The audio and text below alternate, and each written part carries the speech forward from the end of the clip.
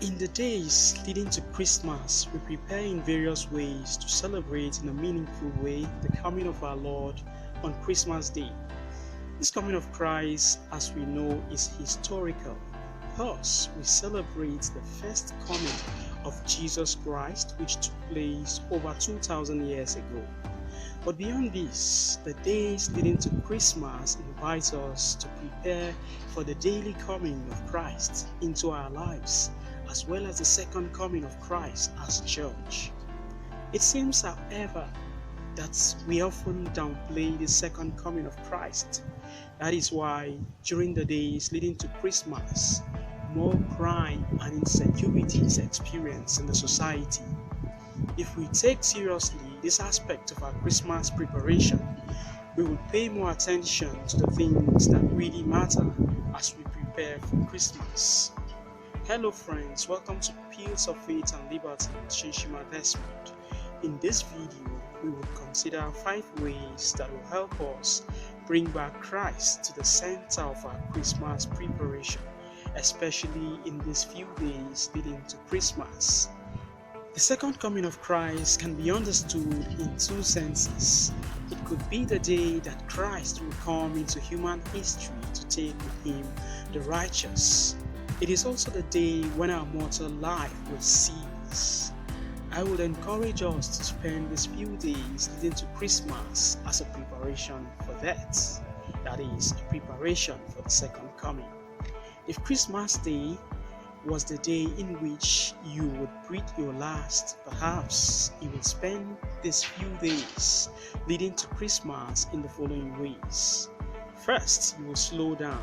We are often busy with so many things during the days leading to Christmas, but how many of the things that keep us running truly count? We need to keep the hurry mentality in check so we can notice the beauty that surrounds us. To help us distinguish between that which counts and that which truly counts, I encourage you to take a look at the time management skills that we considered in our previous video, especially the aspects that deals with prioritization. If you have not watched that video, I encourage you to go watch it. I will leave a link to that video in the description below. Unplug. We live in a world that is saturated with information, and there is always this desire to know the details of everything going on around us, on social media, on TV, and so on.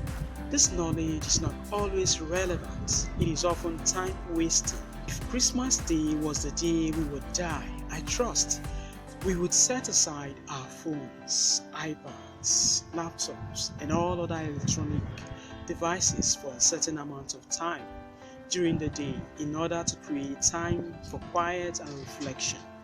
We would seek to know the one who is the author of life instead of wandering and seeking information on social media. Pray. If Advent is a preparation for Christmas, then one of the best ways to make a meaningful celebration is to pray. We should realize that Advent is not just a time wherein we make sure our presents are ready. It is not only a time to organize parties and invite friends. If you are a true Catholic, perhaps you will dedicate more time to participating in the sacraments like confession, the Eucharists, and so on. Be generous. If you knew that you will draw your last breath on Christmas Day, then you should consider being generous. You will realize that all that you have acquired here on earth will not follow you beyond.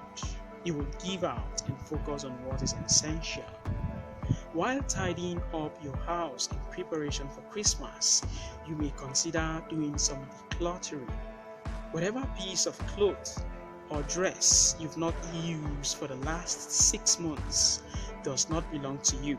Thus, you should consider giving them out to someone who has need of them. You should also think of other ways of being generous to those around you. You can decide to offer your time and skill freely to someone who has need of it. One of the best gifts we can ever give to others is ourselves. Just as Christ, our Redeemer, is given to us during the season of Christmas. No one is too poor to give, and no one is too rich to receive. If Christmas was a preparation for that, we would forgive and ask for forgiveness. Maybe we would learn not to hold grudges against those who offend us.